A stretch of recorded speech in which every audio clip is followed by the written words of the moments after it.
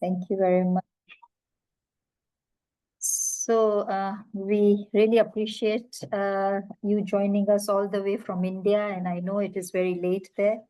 And I appreciate your time and effort that you put in for this class. We are reading the Srimad Bhagavatam, and we are on Canto 3, Chapter 5, which is Vidura's talks with Maitreya. And the text for today is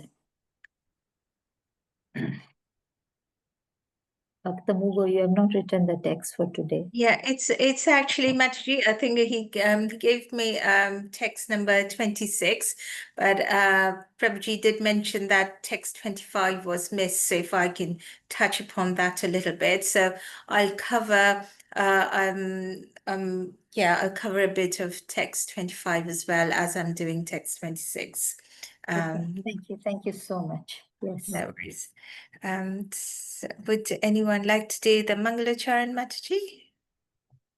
Bhakta Mugo, are you able to do the Mangalacharan now? Hare Krishna.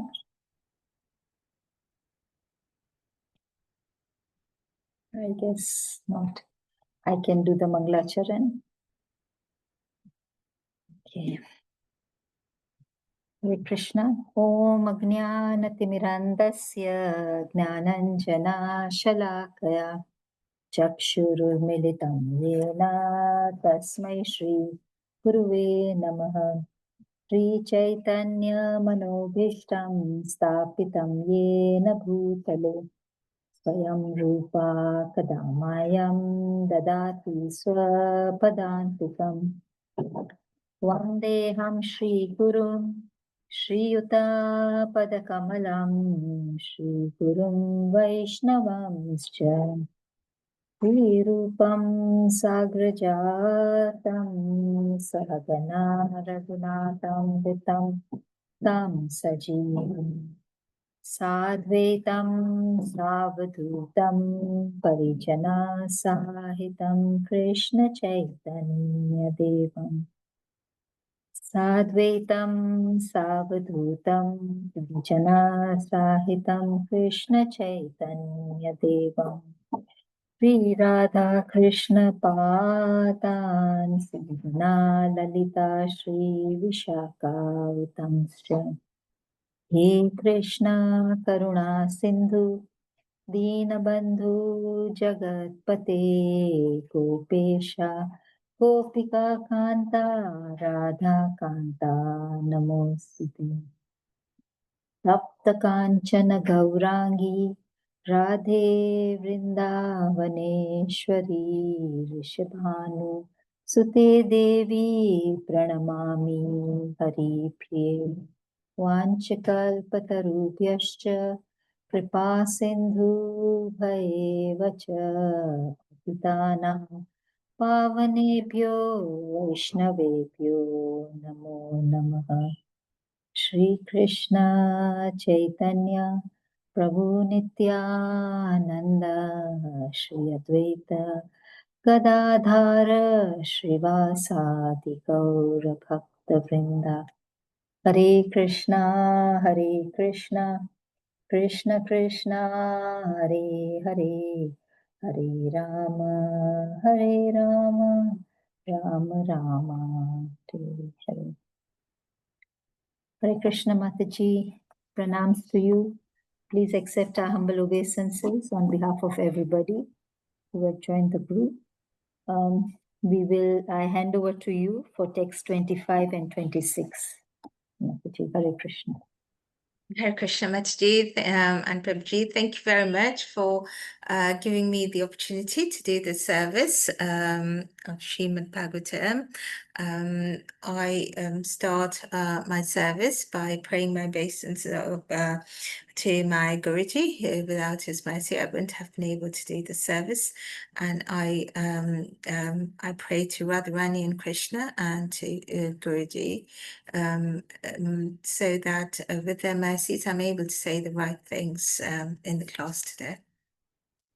So we are doing text 26 primarily, but I'll touch upon text 25 as well. Well, text 25 and 26, let's do a little bit. So, Om Namo Bhagavate Vasudevaya, Om Namo Bhagavate Vasudevaya, Om Namo Bhagavate Vasudevaya. Srimad Bhagavatam, Canto 3, Chapter 5, text number 25.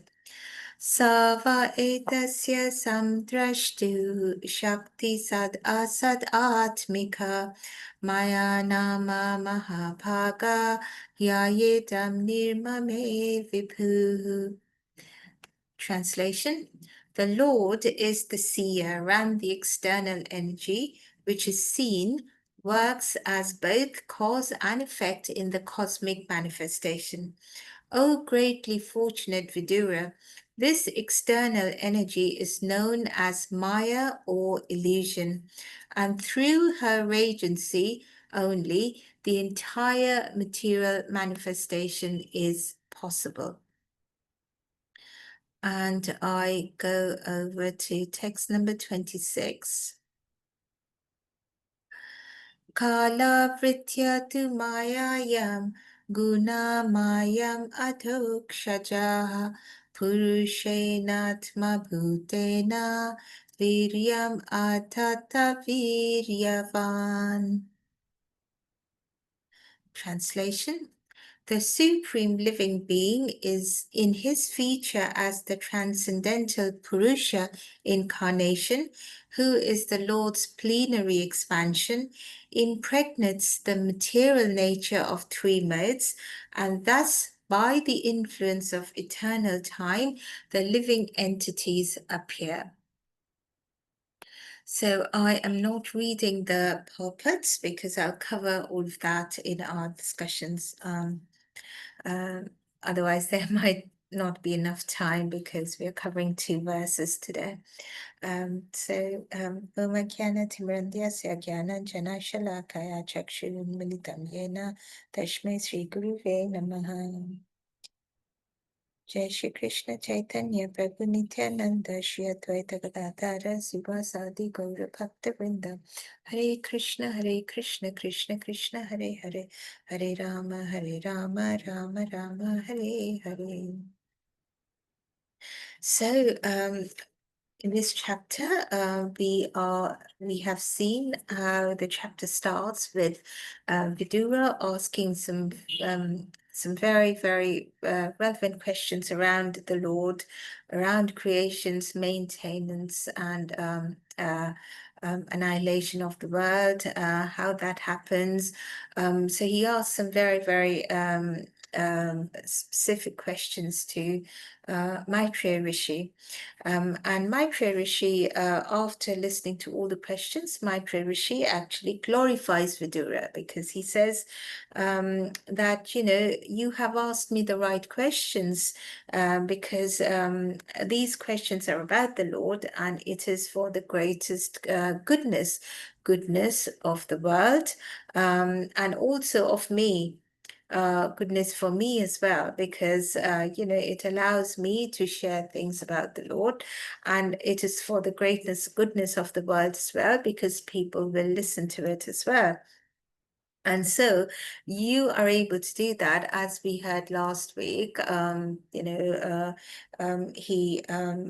Rishi told Vidura that it's only right that you've asked me these questions because you are the son of the great soul Vyasadeva.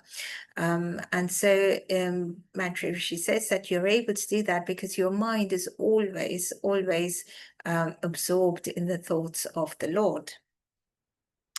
And so we see that Maitreya Rishi further says that, in the following verses leading up to verse number 25, Maitreya Rishi says how Vidura, you are an eternal associate of the Lord. And so I will describe, because you have asked me these questions, I will describe to you the transcendental potency around creation, maintenance, and dissolution of this cosmic world. and how they occur one after the other, and then they happen again. My Rishi tells Vidura that, right at the beginning, even prior to creation of any kind, the Lord existed, and he was the only one who existed at the time. He's eternal, and he was always there. So it is only when the Lord wills, due to a specific reason, that is when the creation happens. The spiritual world is always with him. However, the material world was created for a specific reasons, and that is what Maitreya Rishi is going to mention to Vidura in details. Now, I mean, I have to again, say it gets quite technical because this is the conversation between Vidura and Maitreya Rishi. Talks about the tattva, the philosophy around creation. So it does get a bit technical. And as I was doing my, I was listening to some Prabhuji, Sampati Prabhu and Satya Gaurachandra Das Prabhu, and they mentioned, so I picked up some of the things from their teachings as well. So, hopefully what they have taught, I'll be able to share with you. And I picked up some other bits from other places and books. But it gets a bit technical, so do stop me if you want me to repeat anything, or please do correct me if I'm going wrong anywhere, because I don't think I'm really qualified to speak about this, or qualified, or I even have the understanding. So please correct me if I'm going wrong anywhere. We're talking about the creation of this world. How are things here? Why are we here? Why do all things come into existence? What needs to be done whilst we are in this material world, and what needs to be done to go back to Godhead? Now, every shastra in the Vedas, in the Upanishads, in the Vedanta Sutra, the Purans, everywhere, there is this mention around creation. You wouldn't find an authentic shastra without the mention of creation. It's always there. So without the understanding of creation or mention around creation, a lot would be, there would be a big gap in understanding the supremacy of the Lord. And just how supreme he is. And so to really, really understand the background of the creation of this world, how all the things came into existence, the process, the purpose, the activities, the first question that comes to our mind is, what is the purpose? What is the purpose of this creation? And we arrive at the conclusion that from all the knowledge that is being given to us in the Shastras, okay, which comes, and it talks about creation, and after creation, all the knowledge that is given to us, that's the purpose, as is given in the Bhagavad Gita, is to go back to Godhead, to get liberation. Now, how do we define liberation? Is liberation just transcending the material nature and then merging with the Lord? And we are told in the Shastras that no, liberation is not just transcending, just going beyond, just overcoming material nature, and then, perhaps just merging into the effulgence of the Lord. That is not what true moksha or liberation is. But liberation is simply experiencing our original consciousness. It is, that is liberation, experiencing what is our original position, what is our original capacity, potential, how are we most comfortable in? How do we love to be in? What is that experience? So the original capacity, the original experience, the original consciousness of a jiva, of a soul, is true liberation. It's not just overcoming Maya. So say, for example, if one is ill and one is given one's favorite food to eat, they may not really taste nice to the person, despite the fact that, that has been the favorite food of that person. So that taste is not the experience. Tasting that food is not the original experience of that person, because that person is not well. However, when that person is recovered, tasting that food becomes very, very enjoyable.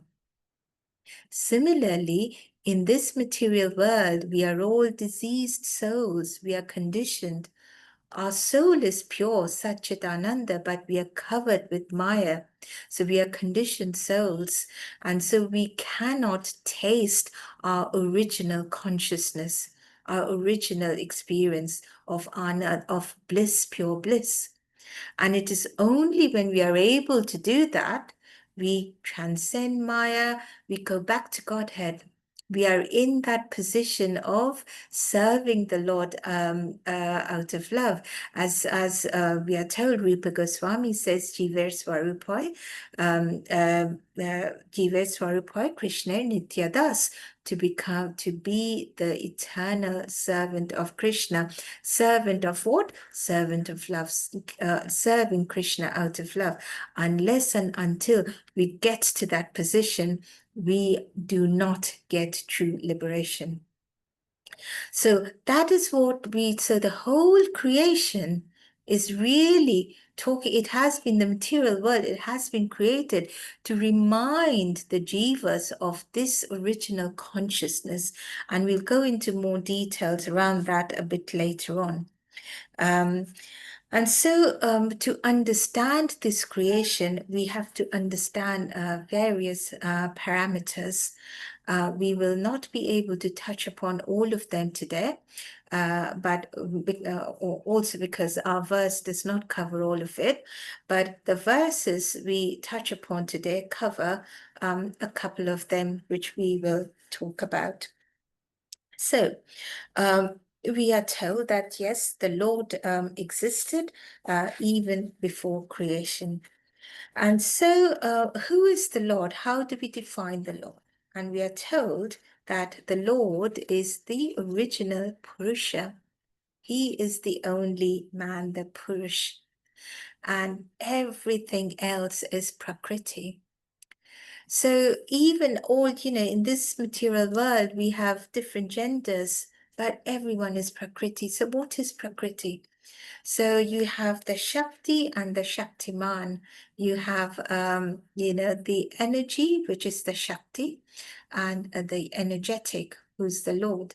And so the Lord is the Purusha, and all his Shaktis, the energies, that's the Prakriti. So the Lord has innumerable number of energies, and they can be clubbed into three main ones. Or put together. You have the superior energy, which is the spiritual energy, the internal energy of the Lord. We have the inferior energy, which is the external energy.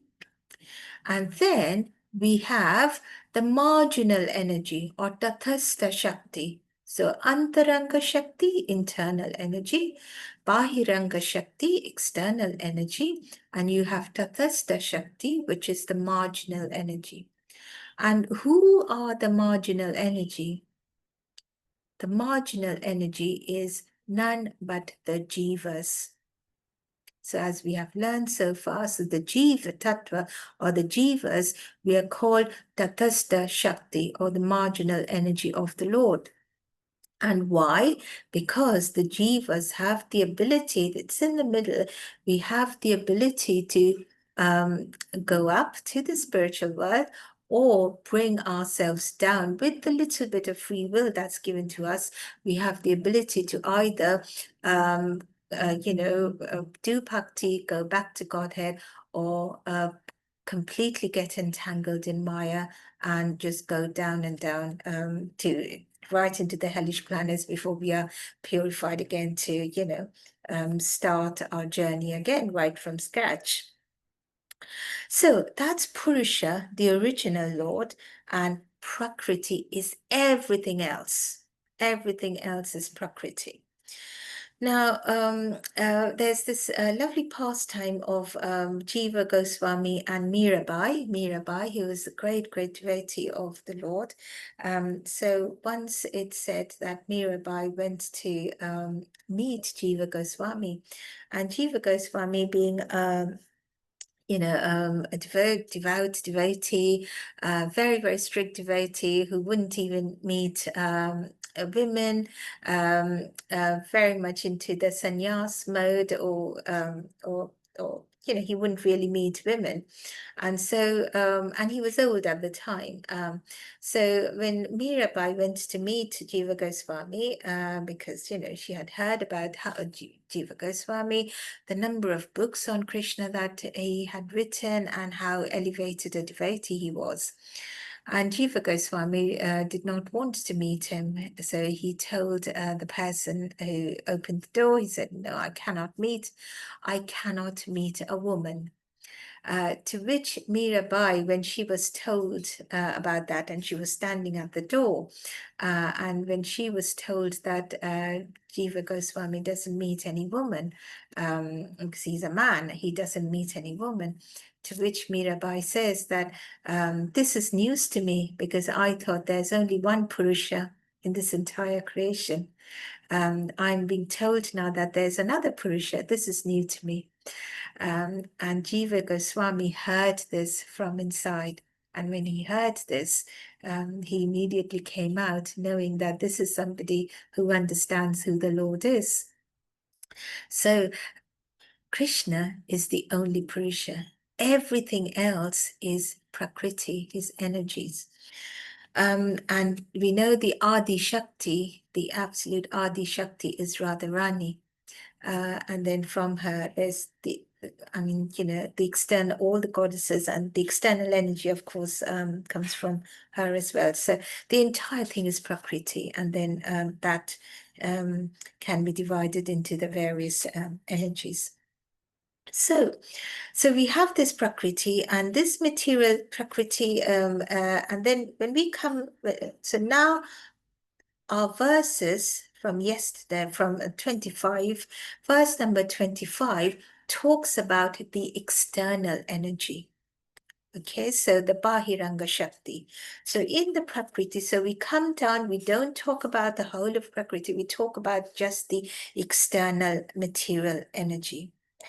And this external material energy, the main constituent of this material energy, or the fundamental constituents of this material energy, are the three modes of nature. Sattva gun, Rajagun, and Tamagun are the mode of goodness, mode of ignorance, and the mode of goodness, mode of passion, and the mode of ignorance. And these three modes constantly interact and influence each other, creating a huge, huge spectrum of experience and huge spectrum of phenomena, different phenomena in this world. So they are constantly combining and interacting and influencing each other.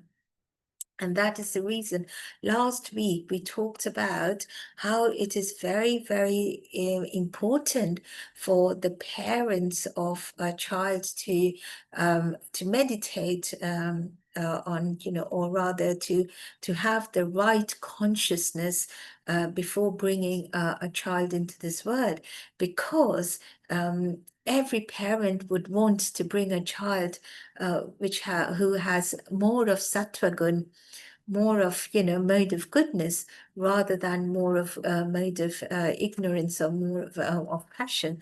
And if there is there is more of goodness, then there's always the chance of that, the child bringing more pleasure to the parents, and also growing up to, even taking up bhakti and, attaining the purpose, the goal of life. However, if there is the wrong consciousness of parents, there's always chance, because these modes constantly interact with each other. There's a big chance of a child or the soul which comes into the virya or the semen of the man. That soul would have more of the mode of ignorance or the mode of passion, and they might, as Krishna says in the 16th chapter of the Bhagavad Gita, they might be born with demoniac characteristics if the consciousness of the parents are not right. So so we see how the verses are progressing. We've talked about Maitreya Rishi talks about the material birth a few verses ago, and now he's talking about the greater creation in the verses today. So then what happens? So that's the external energy, external material energy, which has these three modes. Now, these three modes, right at the beginning, before the creation, even before the creation of this material universe, these three modes are in equilibrium. So they are in a dormant state. Okay, they are not troubled. They are just in they're all there because all the raw materials are there. They all come from the Lord anyway. All the raw materials, even before creation, everything comes from the Lord.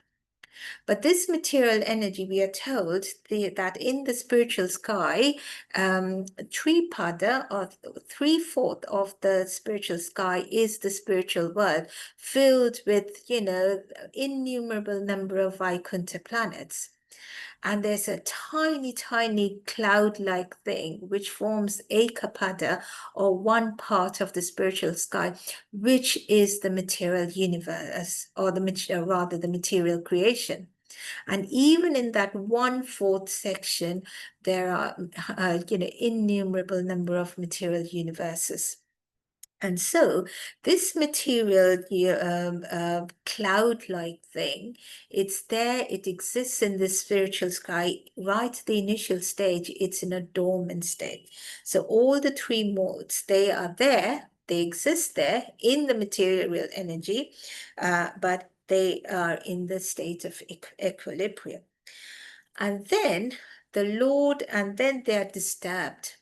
They are disturbed. The Lord glances, and we'll go into details of that shortly. The Lord glances at that material energy in the dormant state. In the dormant state, it's called pradhan. Pradhan, when they are in the stage of equilibrium. When the Lord glances on pradhan, it agitates the pradhan, and it becomes Mahat Tattva. That is when, all the three modes of nature, they start, and all the other raw materials, they start reacting towards with each other, influencing each other, and then the first stage, then the process of the secondary process starts.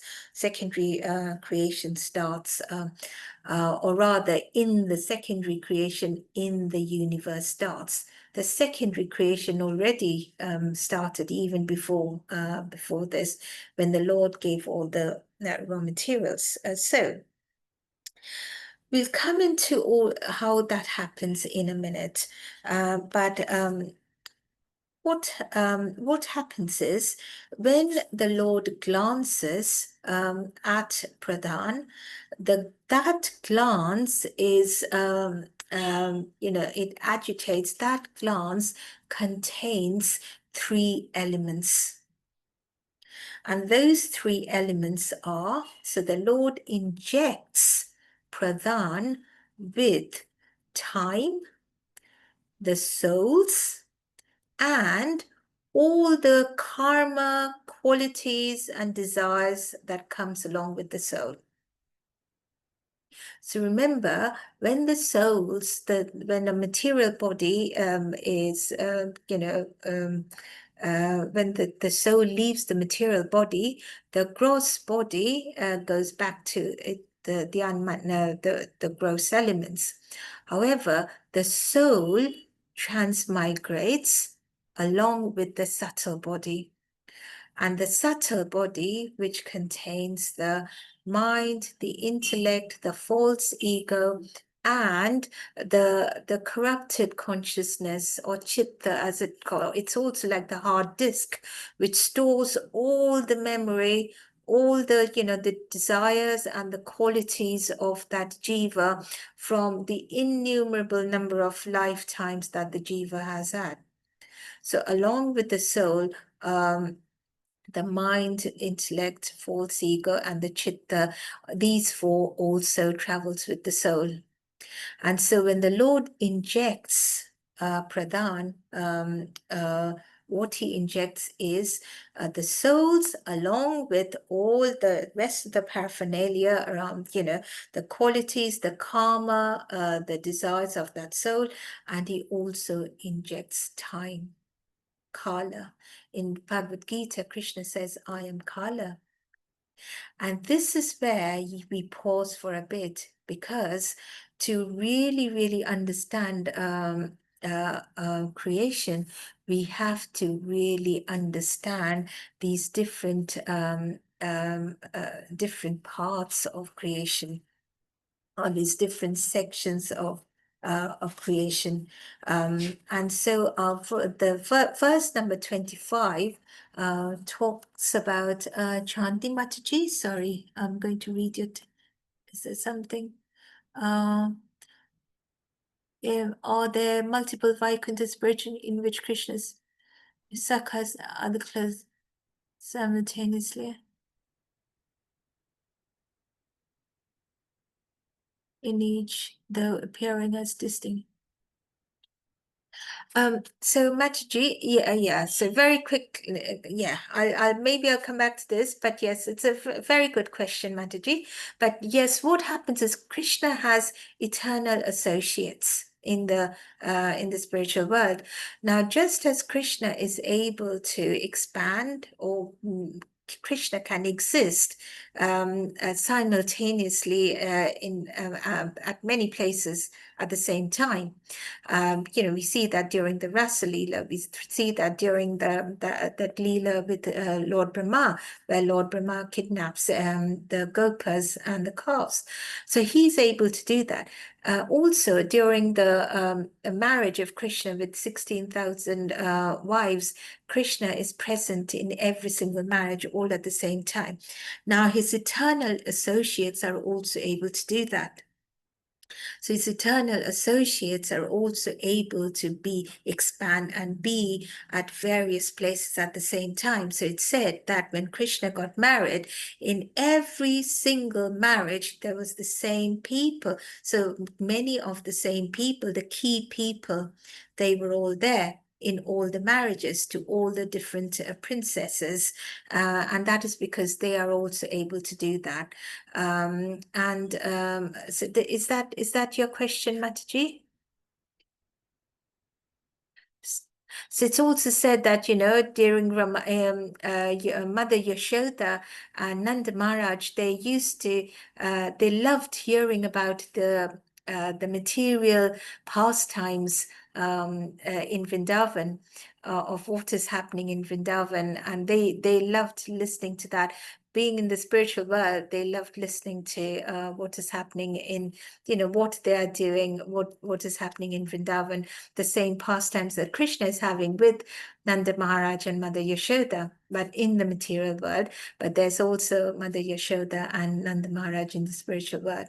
So yes, but I'm not sure if this was your question, but we can come back to it later on, Mataji. Yes. So going back to where we were, so I just ask you. So yes, so when talking about creation, we really have to understand the different parameters of creation.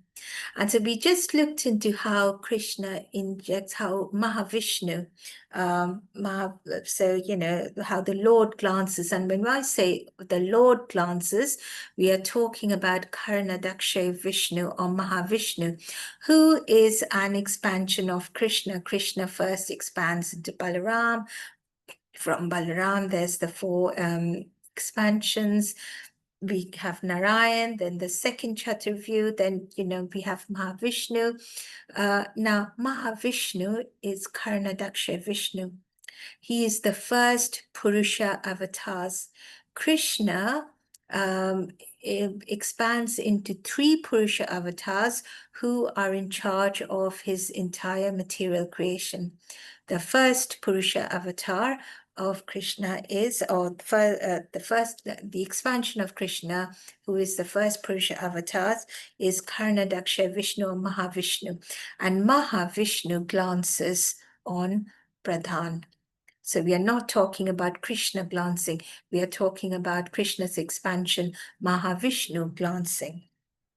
So when we say Mahavishnu glances, we say he glances, and what he injects into Pradhan to agitate Pradhan and make it into Mahatattva, and we say, and we'll see how that is a process of impregnation into material. We'll see that in a minute. He does that through one of the key parameters is time. And so to really understand creation, we really have to understand time. Yes, we have to understand Maya, we have to understand the souls, but we really have to understand time. And so, and this is a big topic, time, but I'll just mention it in 5 minutes if I'm able to. Now, the first thing we have to remember about time is that time is eternal. Time always exists. Time is always there. It is eternal. It has no beginning. It has no end. There was never a point when time did not exist, and there will never be a point where time will not exist. And Krishna says, I am time. And the second thing we have to remember is that time cannot be measured. It is immeasurable. Because, if time is eternal, there is no beginning, there is no end, and time is infinite, then if something runs into infinity, how is it possible to measure it? We can't do that. However, when we come to the material universe, time can be measured.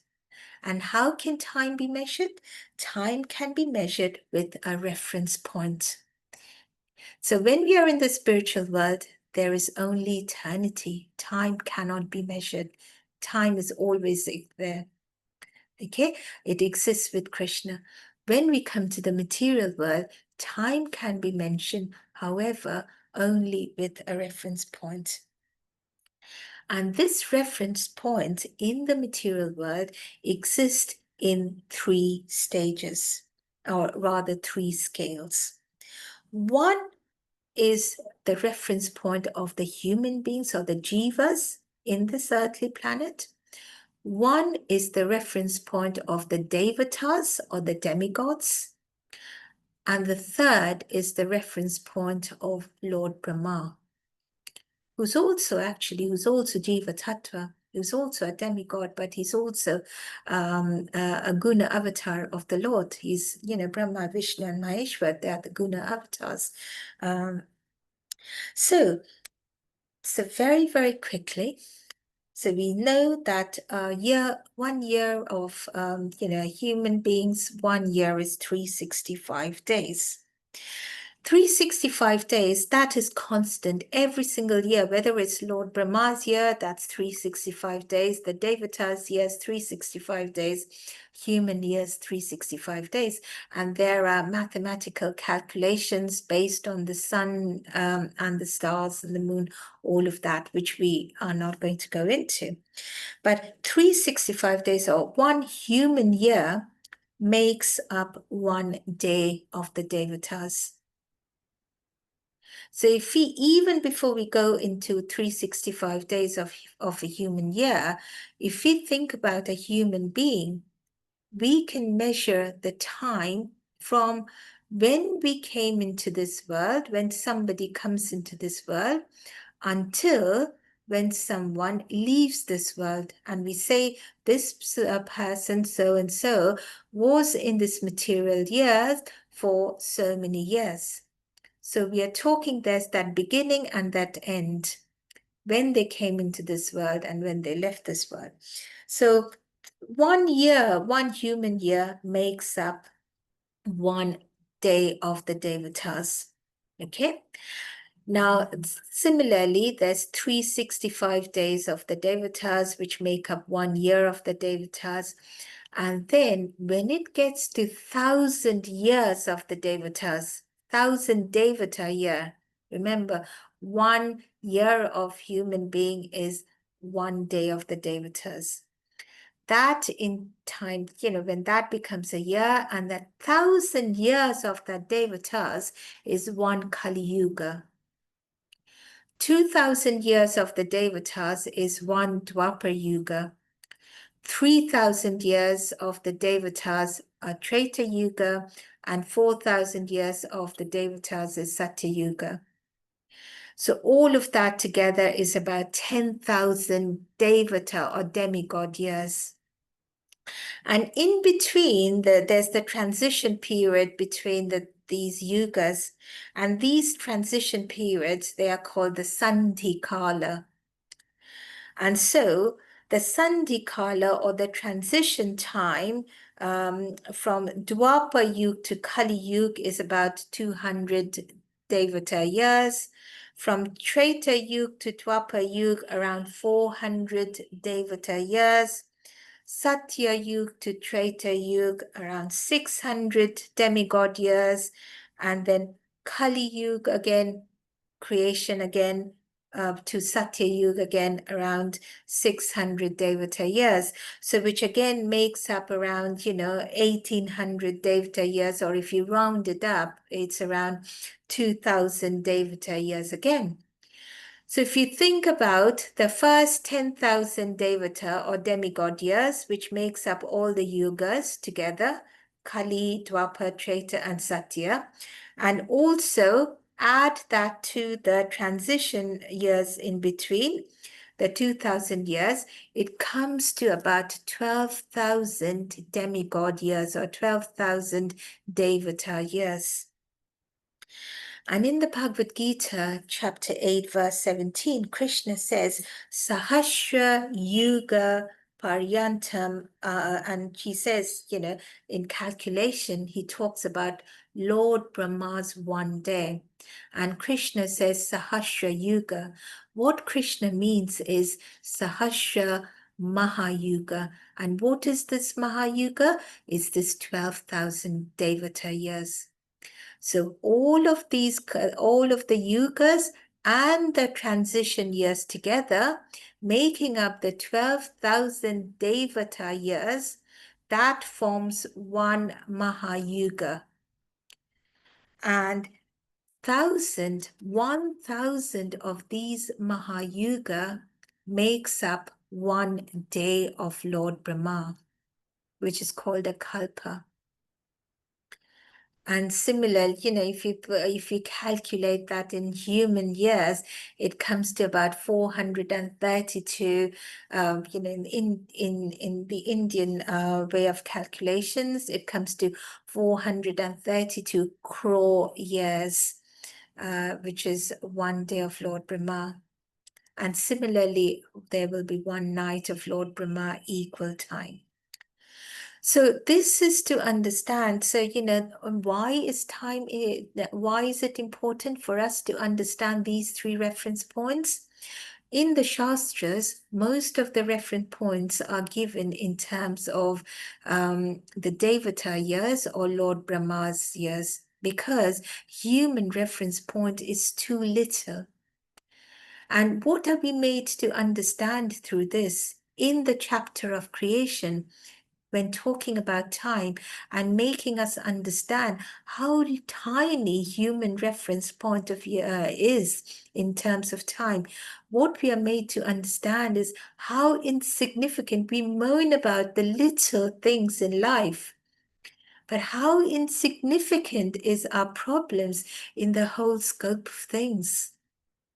We are talked about, there's that pastime of King Raivata, who goes to Lord Brahma who lived on the earthly planet, and he goes to Lord Brahma because he couldn't find a suitable husband for his daughter Revati.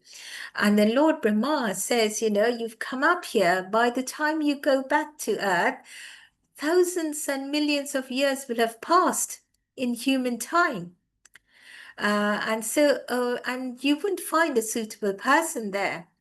And the only person who does not change over time and is eternal is the Lord himself. So your daughter can only marry the Lord.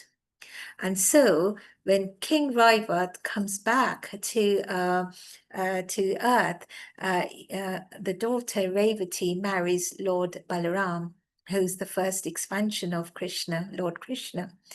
And because they were born Revati, she belonged to Satya Yuga. They used to be very, very tall in Satya Yuga, that the people are extremely tall. And to bring her to the height of Lord Balaram, who had to be in the height of people of Dwapar Yuga, Lord Balaram uses his plow and gently taps on the shoulder of Revati and pulls her down so that she's of her level in height. So, it makes us understand that we moan about, and I can only speak for myself. Every morning I wake up and I say to myself, I'm not going to, complain about things. I'm not going to get sad about things that happen. Being in this material world, we are constantly, we have to come across so many challenges in life. And then we forget about that. But when we are thinking about creation, we are made to understand through time just how insignificant it is. By the time Lord Brahma blinks, thousands of human years will have passed, millions of human years rather will have passed. And we will have, new problems. So that's the first parameter that we need to understand in creation. Now, secondly, we are being told that by the influence of time, when Vishnu, he impregnates material nature. Now, the material nature only started created, so when Lord glances at Pradhan, it agitates the Pradhan, and Mahatattva happened. Before that, the Mahatattva, nothing happened, because that was only matter. It was only when the Lord impregnates nature, material nature, with his glance. And what is this? What does he carry through through his glance? He carries the souls.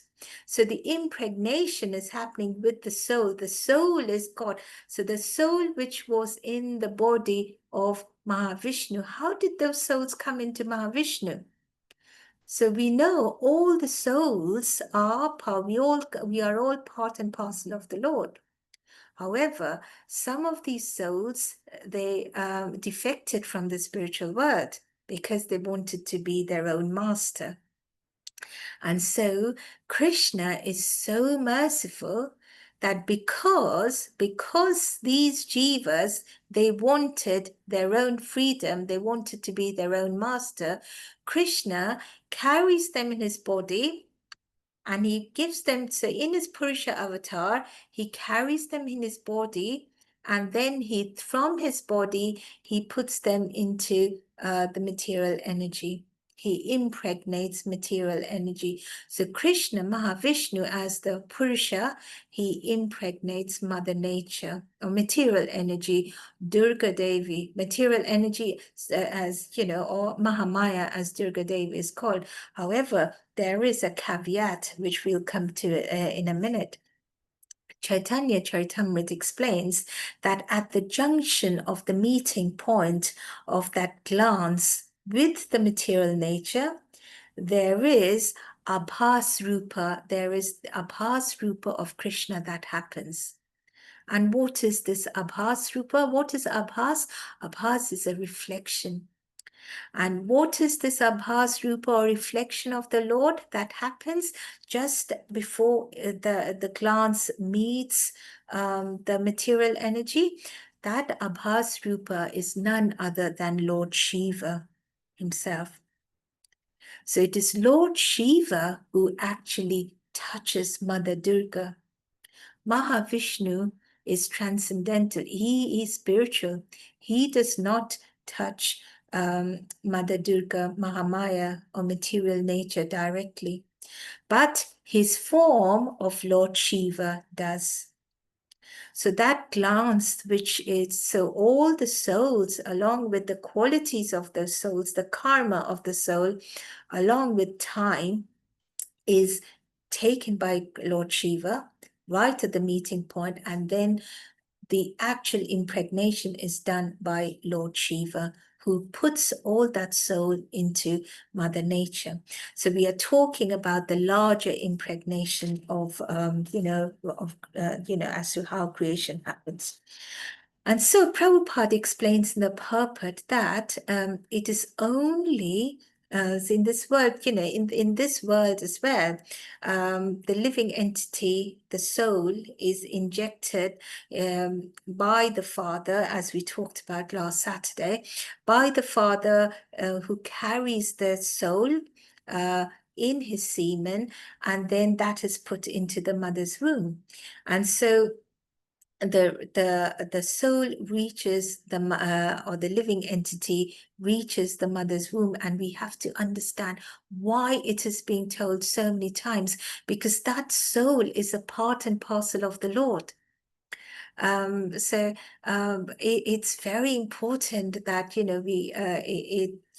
this whole process of impregnation is given utmost importance. It should not be treated in a cavalier manner.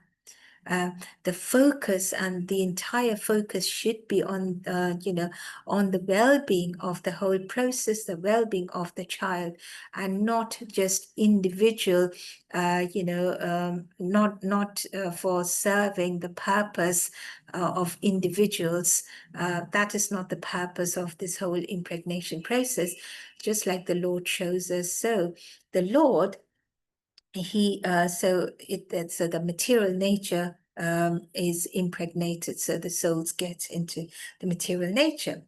So then what happens is, so we've come from Pradhan to the Mahatvattva, and all the souls are into material nature.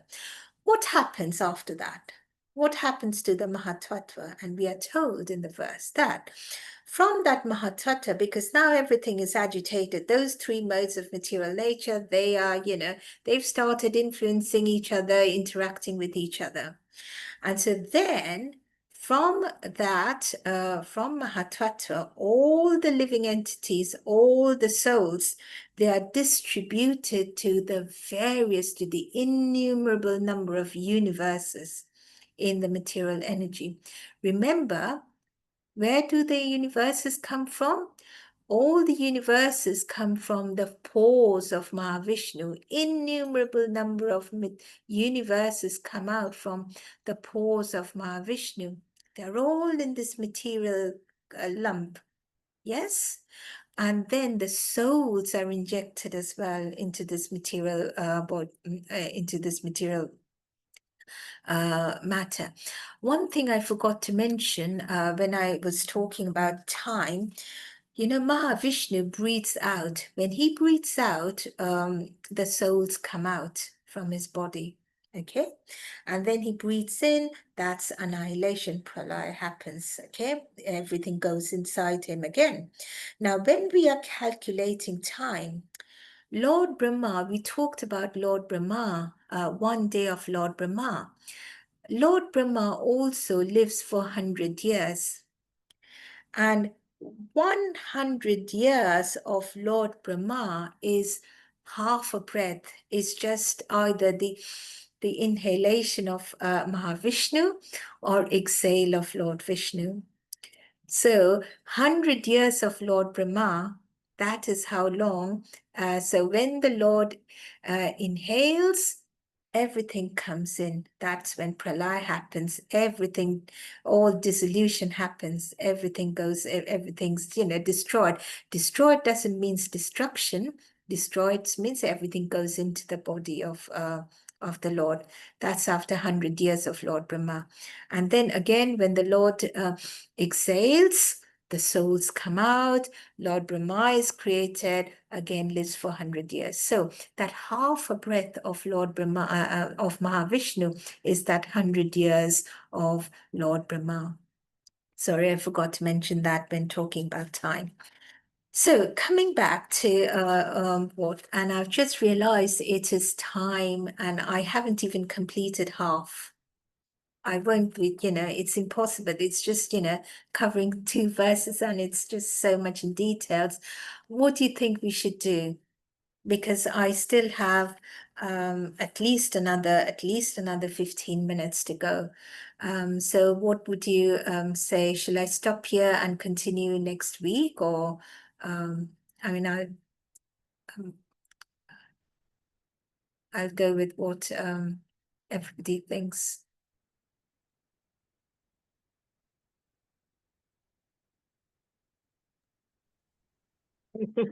What does everybody feel? Do you think we can go on for 15 more minutes, or we keep this as a separate topic for next Saturday? Hare Krishna, Mataji. Hare Krishna. I would like to have it next week, Mataji, because I have other commitment. I can see the video, but it's also, we can ask others as well, Mataji. Hare Krishna. Hare Krishna Mataji, I think we can do it next week and then we won't have a verse. We can revise whatever we have done and then continue, because this is very important and it keeps on coming and coming, and there are lots of concepts that we devotees need to be, aspiring devotees need to understand. So yes, Mataji, it's very and because it's very technical, I don't mind repeating this again a bit, and I can do that. But from what I covered today, are there any questions? I just need one clarification, Mataji. So Mahatattva and Mahavishnu are the same, yes? Because we use it in yes. No. Mahatattva is different.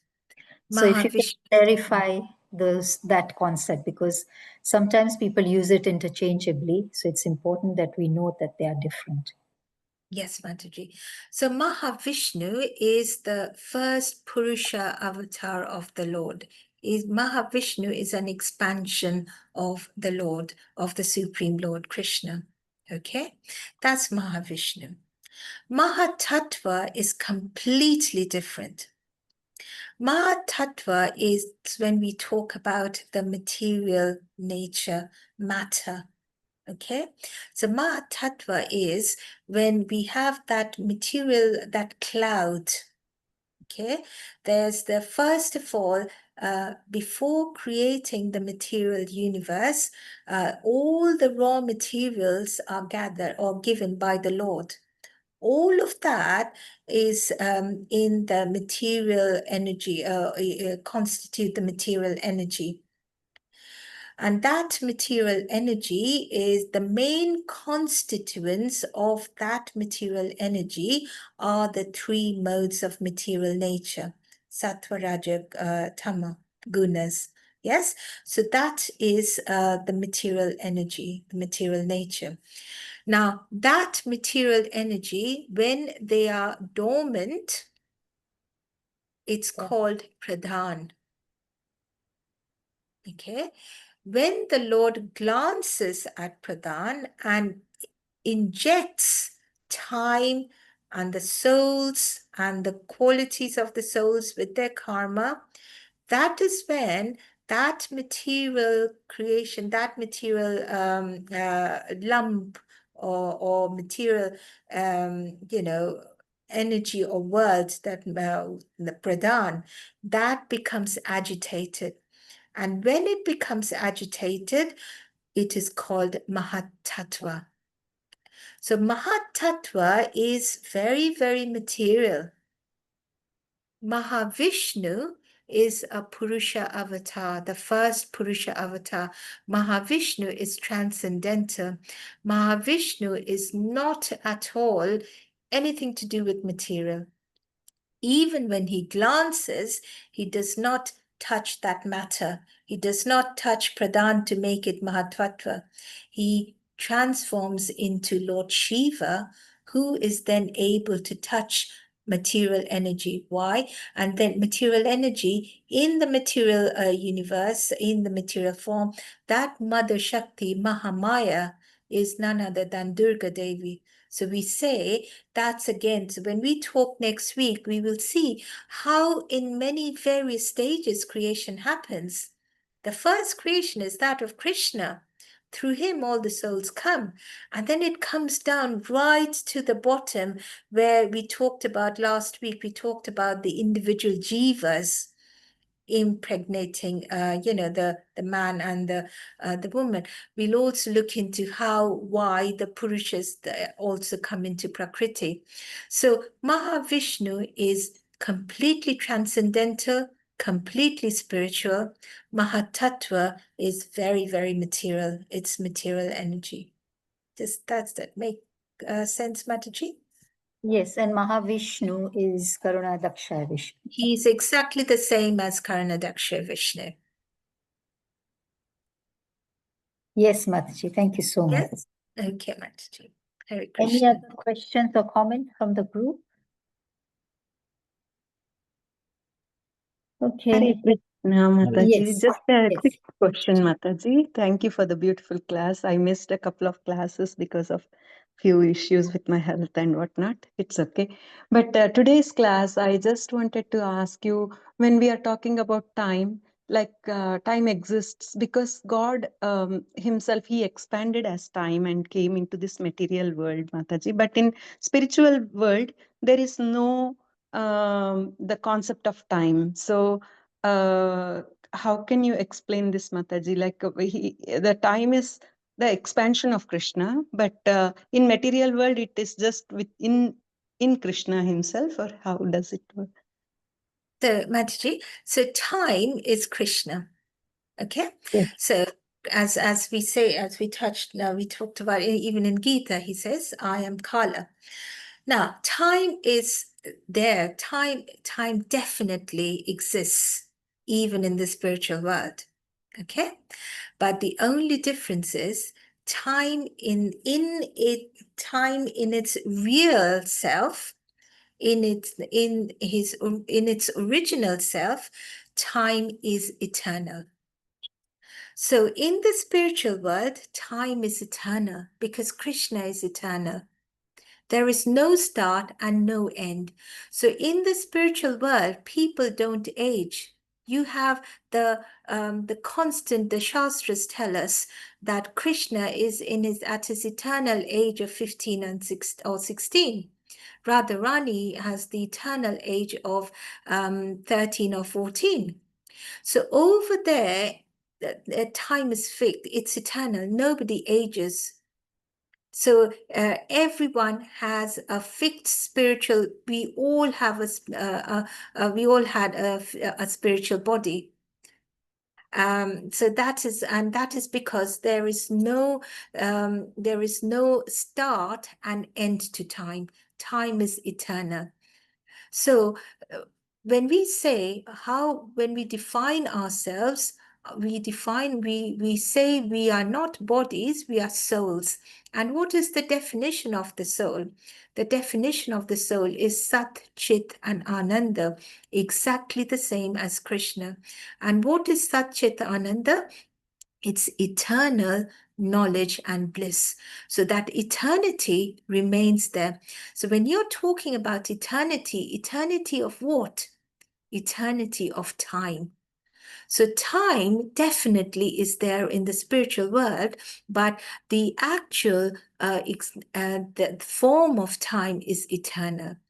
However, when that time comes to the material world, that is where Krishna makes it into it doesn't remain as eternal, because we lose, because our soul associates with Maya, and our soul forgets that eternal nature of our soul, that, our original constitutional position. And because we forget our original eternal position, constitutional position, there is that start and end. And because there is a start and end, that is where in the material world, time, which cannot be measured in the spiritual world, which is eternal and infinite in the spiritual world, time can be measured in the material world. And how can time be measured in the material world? Through the three reference points that we talked about: the reference points of the human beings, the reference points of the devatas, the reference points of Lord Brahma. These three reference points make time measurable in the material world. Otherwise, time is eternal. Does that make sense, Mataji? Yes, Mataji. Yes. Thank you so much Yes. for beautiful explanation. Thank you, Yes, Mataji. Hare Hare Krishna. Yes. So even was- in the spiritual world, we see Krishna waking up in the morning and taking out the cowherd boys. They come home, when it's evening. So there is the concept of, morning, afternoon, that happens, that's there. However, it's eternal. There is no start. Okay, a baby born and then grows old and then gives up the body. That concept of time is not there. That is only there in the material world, and that has been introduced by Krishna for a reason, so that through the continuous lifetimes and coming across challenges through Maya in the various lifetimes, one is finally reminded of our constitutional position and yearns to go back to that eternal bliss, eternal constitutional position of Satchit and Ananda, which is still there, but it's hidden in the material world, hidden with Maya. We forget when we talk about when we talk about Maya in verse number 25, where it's talked about Yoga Maya and Mahamaya. Yoga Maya and Mahamaya, both the internal potency and the external potency of Krishna, both cover us with illusion. However, we'll expand that in the next class. However, Yoga Maya makes us, by covering us with illusion, makes us more attracted to Krishna. Because we let's not talk about that. Let's leave this for next class. But yes, time, Mataji, it is definitely there in the spiritual world as well, but it's there as eternity, whereas in the material world it is there. It has a beginning and it has an end. Okay, Mataji. Yes, Mataji. Okay. Thank you so much. Thank you, Hare Mataji. Krishna. Beautiful. Hare Hare Krishna. Krishna, Mataji. Hare Krishna Mataji, I have one question. Can Yes, we Mataji. become Nitya Siddhas? The Nitya Siddhas, Matajis, they are eternal associates of Krishna. Now, there are two ways we are told that, I mean, the answer is yes, we can, but there are the eternal associates of Krishna existent already in the spiritual world. They come with whenever Krishna comes in any of his incarnations, whether it's the Krishna Leela or Chaitanya Leela, Ram Leela, they come as his associates and take up various positions. However, it is also possible to become a Nitya Siddha through sadhana.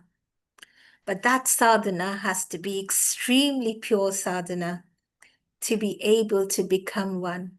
I am going to check this again, Mataji, with my guru. But as far as I know now, I think yes, it is possible, but only through only through sadhana, when one becomes qualified enough to become a Nitya Siddha. A constant associate of Krishna, because that's extremely difficult. It's like the gopis. You have the gopis in Vrindavan, in the spiritual world, but the gopis in the material world, it's said that but they are they became associates of Krishna, and the closest, and nobody was a greater devotee to Krishna than the gopis, especially Radharani. But Radharani came as herself, but the gopis, we are said that they, in their previous lives, they were sages who prayed to Krishna so that they could become Krishna's associate. And so then after they after they lived their lives as gopis, we would think, because they were the greatest devotees of Krishna, we would think that they became Nitya Siddhas, they became eternal associates of Krishna. However, Mataji, I am going to check this again with my Guruji, just to double check that I'm not saying anything wrong. Thank you so much. Thank you for the Thank you, explanation. Mataji. Very good. Hare Krishna. Hare Krishna, I think we've extended the time here, talking about time. Let us now end the session and leave the questions for next time, and further detailed explanations. So next time there won't be a verse, but we'll just continue with this. Can I request Eastern Prabhu, are you able to end today's section? Sorry, I don't have a headache, but it's the sun coming in my eyes. No worries, Hare Mataji. Krishna. Let's accept my Hare humble Krishna. obeisances to God, Shri Prabhupada. I had a question, though it was from the first question that was asked in the group chat. I don't know if I can ask it or I reserve Yes, it. Prabhuji.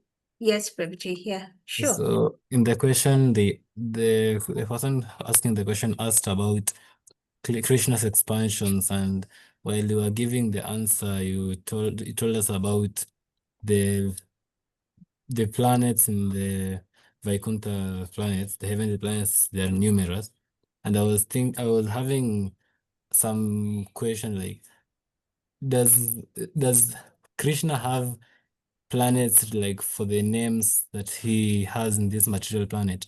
Like, for example, you have Radha Damodar, Radha Govinda, these names. Then you have Rukmini Dwarkadesh. Like, does he have planets for each and every name that he is being worshipped by, or for every expansion? So it said there is definitely a Dwarika in the spiritual world. There's definitely Ayodhya in the spiritual world. Whether Krishna and then whether Krishna has a planet for every every different form that he has. Just to get your question right, Prabhuji. So say, for example, we have in London, there is Radha Gokulananda, and then, there's Radha Londoneshwara. So are you saying that there's a planet for every single form of Krishna? Yes, Mataji. Okay, Prabhuji. I'm not sure there's a planet for every single form of Krishna.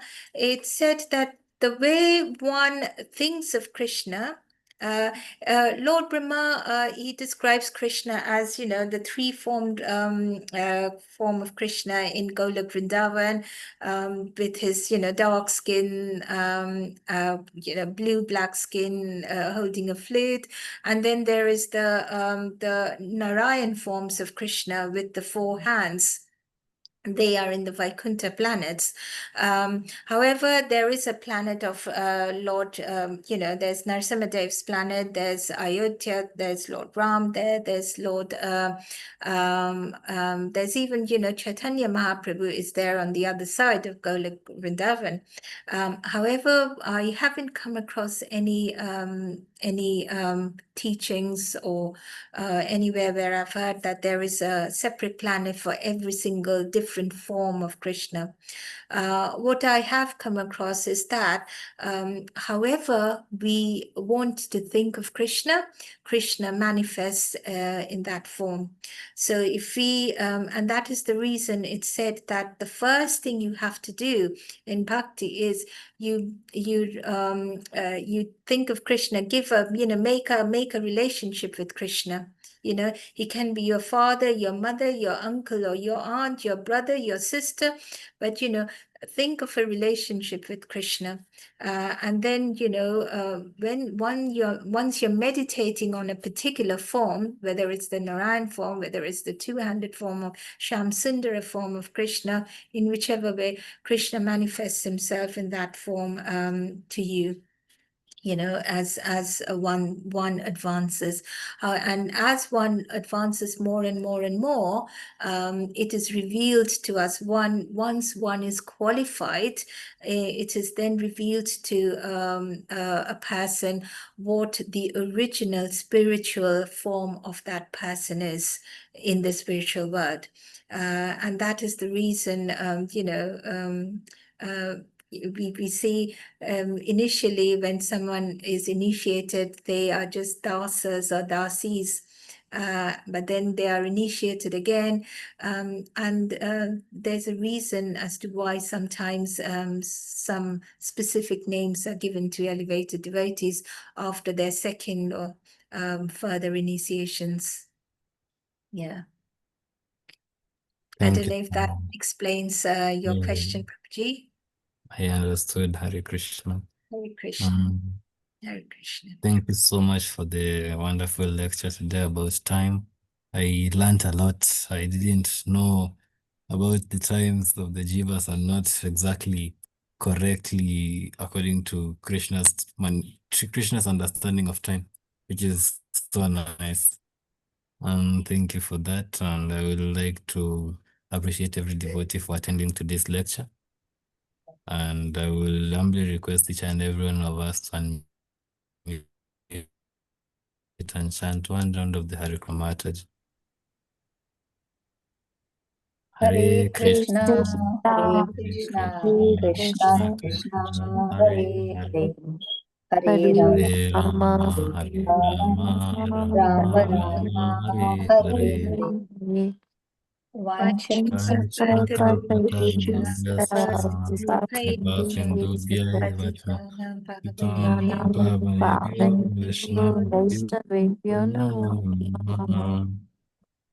Srila Prabhupada Srila ki Prabhupada ki Jai.